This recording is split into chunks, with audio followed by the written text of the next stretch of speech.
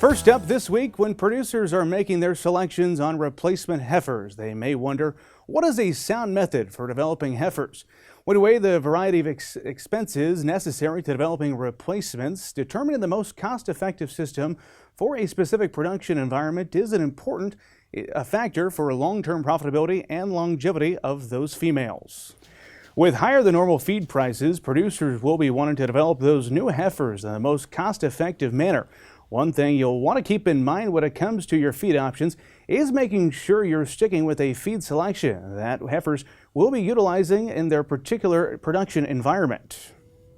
But really there are a lot of options, and that's the nice thing about developing heifers, and a lot of flexibility there as far as what kind of system works best for you without having to sacrifice reproductive performance. And so I know one method that's really cost effective for a lot of producers would be grazing corn residue with some distiller supplementation. But again, you could develop them on a cover crop, such as like an oat brassica mix, or in a dry lot if that's the best scenario for you. But as extension educators, we are always available to help producers consider feed costs and help them develop most cost-effective ration. Under normal circumstances, producers will strive to hit a target weight gain of around 65% of mature body weight at breeding time. And the time between weaning and breeding, there will be a good amount of flexibility for producers to work with. Yeah, so there's actually a lot of flexibility there, depending on what options you have for feedstuffs and a feeding system.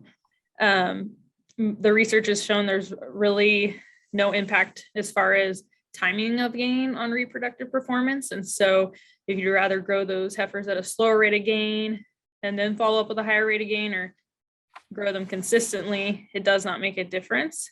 So then for calculating target weight gain, you really just want to calculate the difference in weight where that heifer is at now and where they'll be at breeding time.